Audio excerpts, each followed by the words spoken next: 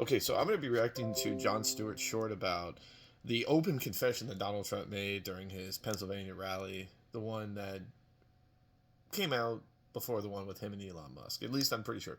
So, once again, a shout out to all my subscribers and all those people who think I'm just politically trying to say that I support Kamala because she's innocent, she's never done anything wrong. No, no, no, no, no. I support her because she represents a better present for our children in the future. And what's really embarrassing, a lot of people don't seem to realize that if Donald Trump won, just like the last time he won, I'm not going to get mad. In fact, a lot of us who support Kamala and the side of this non-Trump future, a lot of us would actually be able to sit there and not start a riot, not conflict, not fight against the government, not do something crazy. So, Jon Stewart's comment is enriching, but there's one thing he said that I just have to react to. So let's go ahead and listen to it. Here it is. Overtime, I'd hated to give overtime. I hated it. I'd get other people, I shouldn't say this, but I'd get other people in, I wouldn't pay. I hated. Yeah, he shouldn't have said that. Come on, man. Hey, you're right. You shouldn't have said that. You shouldn't have said it at all because you're admitting to f***ing people over who worked for you. I mean, it's funny, but it undercuts the working man's friend thing. Mm-mm. Well, yeah, it's fine. You don't want to give them overtime, but it's not like you think it's funny to fire them when they complain about something like not getting overtime. Well, you're the greatest cutter. I mean, I look at what you do. You walk in and you just say, you want to quit? They go on strike. I won't mention the name of the company, but they go on strike and you say, that's okay. You're all gone. You're all gone. So every one of you is gone. I gotta say, every time Trump talks about workers, it's like watching A Christmas Carol in reverse. Okay. All right. I know. Let me stop that. Okay, so Christmas Carol, if most people don't know this, I've had a lot of people tell me Christmas Carol is like a really depressing movie. They don't like it because it's like the antique version of the Christmas world. Let me tell you something. Christmas Carol is one of those oldest type movies that really restores the value of how one old man who became so obsessed with greed and money lost the value of people, humanity, and Christmas. And he comes out in the end meeting these life-changing experiences during that movie. And what does he learn? He learns how to love and to support, and even Tiny Tim. And I love the Christmas Carol movie because it's a movie that defines something about something in my sad reality of what I've noticed how people treat everybody. Everybody has a Tiny Tim in life, and everybody is like Ebenezer Scrooge. They're all bitter, disdainful, dealing with their own suppression. They may not be rich and greedy, but they're not really thinking about anybody but themselves because they let the world in too deeply.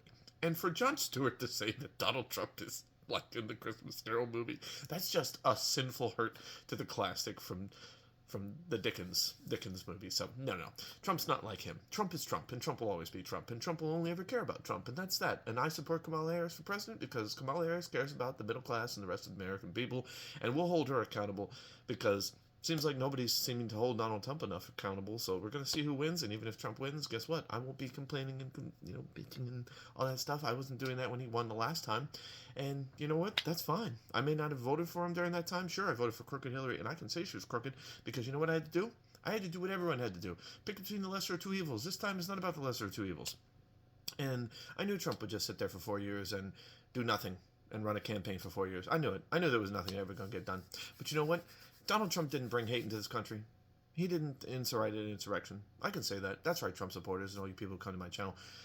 I'm going to come out and say it. Trump didn't start an insurrection. He didn't incite a riot. He didn't try to overthrow the government because that was not a full-blown insurrection. That was not a full-blown militia. That was a bunch of angry, pissed-off groups of people that just all tried to attack the Capitol. It was shameful, disgraceful, and history is going to hold those people accountable. And guess what? History holds us accountable come the big day on November 5th. So I'll be voting for my choice of candidate. That's my choice, and all for you want to vote for. You want to vote for a man, whether or not you think he's a convicted felon or a rapist and all this other stuff.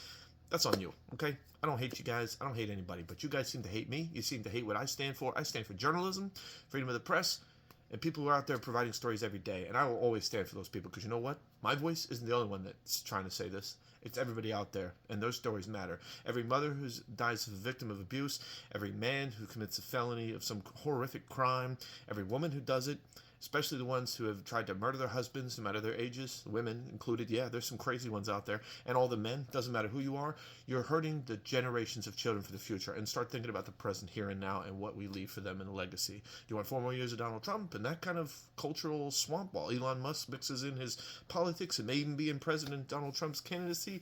That's a pretty disturbing thing to think about Elon Musk, the boy who, I think he's like the boy wonder in in Tony Stark off the Marvel future. Sorry, Elon Musk, you'll never be Tony Stark.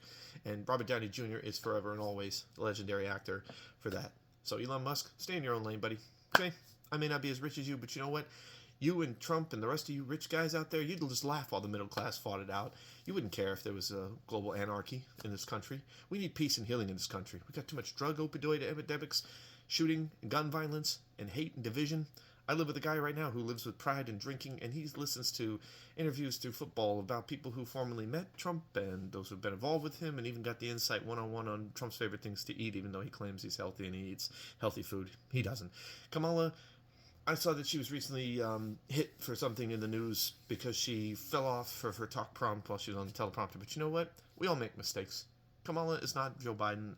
Kamala doesn't have dementia. She's certainly not anything close to him. People can hate on her, but you know what? Hating is enough. We need to stop with the hate. I'm an American citizen who stands by to approve this, and I thank you all for taking the time to watch this. I'm going to leave it off right here. Thank you very much, and vote for who you want to vote for in America. But we'll see when the time comes how the country reacts and how things are held and who we hold accountable, because I know who I'll be holding accountable, not just the American people, but the next sitting president, regardless of whoever it is. And I support Kamala Harris and Tim Walz for president for 2024. Thank you for watching this. Have a good one, and have a good night.